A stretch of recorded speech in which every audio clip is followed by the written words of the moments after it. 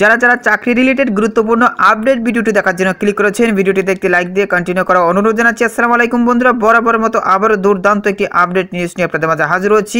প্রিয় বন্ধুরা, আনসারদের জন্য দারুণ সুখবর নিয়ে হাজির হচ্ছি। রেস্ট টাইম বাতিল, ফ্রিজ প্রত্যাহার, ৫,৪৭৫ জনকে অফার প্রদান।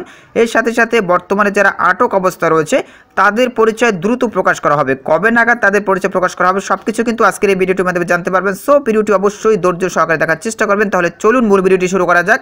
বন্ধুরা, মূল ভিডিওটি শুরু করার আগে বরাবর মতো ছোট্ট একটি রিকোয়েস্ট থাকবে, আপনি যদি আমাদের এই পরিবারে নতুন দর্শক হয়ে থাকেন, এরকম নতুন নতুন চাকরি রিলেটেড আপডেট সবার আগে পেতে আমাদের এই চ্যানেলটি সাবস্ক্রাইব করে পাশে থাকা বেল আইকনটি অন করে রাখুন। প্রিয় বন্ধুরা, দেখতেই পাচ্ছেন আমি বাংলাদেশ আনসার অ্যান্ড বিডিবির অফিসিয়াল ফেসবুক পেজে রয়েছি। তাদের এই পেজে গুরুত্বপূর্ণ প্রতিবেদনটি প্রকাশ করেছে, আমি আপনাদেরকে দেখাচ্ছি, সেক্ষেত্রে কিন্তু আপনারা ভালোভাবে বুঝতে পারবেন। প্রিয় বন্ধুরা, এখানে বলা হচ্ছে বাহিনীর মহাপরিচালক মহোদয় সানুগ্রহে সকল ধরনের তথ্য আনসার আন্দোলনের সম্পৃক্ততা এবং কাগজপত্রাদি যাচাই বাছাই শেষে নভেম্বর ২০২৪ হতে অফার প্রদান কার্যক্রম শুরু হয়েছে। ১ নভেম্বর ২০২৪ হতে ২৪ ডিসেম্বর ২০২৪ পর্যন্ত সারা দেশে বিভিন্ন রেঞ্জে ৫,৪৭৫ জনকে অফার দেওয়া হয়েছে, যার মধ্যে অফার ইয়েস করেছেন ২,১৫৩ জন, নো করেছেন ১৪৯ জন।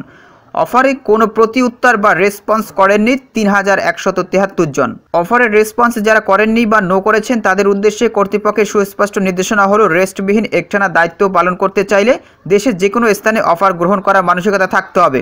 অফার যারা গ্রহণ করেননি তারা স্বয়ংক্রিয়ভাবে প্যানেলের সর্বশেষ অবস্থানে চলে যাবেন এবং যারা পরবর্তী ধাপে তথ্যাদি যাচাই বাছাই শেষে উত্তীর্ণ হবেন তারা অগ্রাধিকার পাবেন।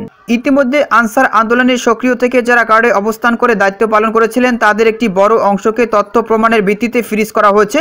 পরবর্তী ধাপে আরও একটি উল্লেখযোগ্য সংখ্যক গার্ডে অবস্থান করেছে, কিন্তু আন্দোলনে সক্রিয় ছিল এমন সদস্যদের তথ্য প্রমাণের ভিত্তিতে অচিরেই ফ্রিজ করা হবে। তাই সম্মানিত মহাপরিচালক মহোদয়ের নির্দেশনা মেনে বাহিনীর শৃঙ্খলা পরিপন্থী কাজে অংশ নেওয়া থেকে ভবিষ্যতে বিরত থাকার জন্য কঠোরভাবে বলা হচ্ছে। যারা এই বাহিনীর সুনামকে জাতির কাছে একটি প্রশ্নবিদ্ধ অবস্থায় নিয়ে গেছেন তাদের অনেকেই আইন শৃঙ্খলা বাহিনীর হাতে আটক হয়েছেন এবং তাদের নাম পরিচয় অচিরেই সকলের সামনে প্রকাশ করা হবে। তো বুঝতেই পেরেছে, আটককৃত সকল আনসার সদস্যদের নাম পরিচয় খুব দ্রুত সময়ের ভিতরে প্রকাশ করা হবে, সেই বিষয়টা কিন্তু এখানে উল্লেখ করা হয়েছে, আপনারা দেখতে পাচ্ছেন।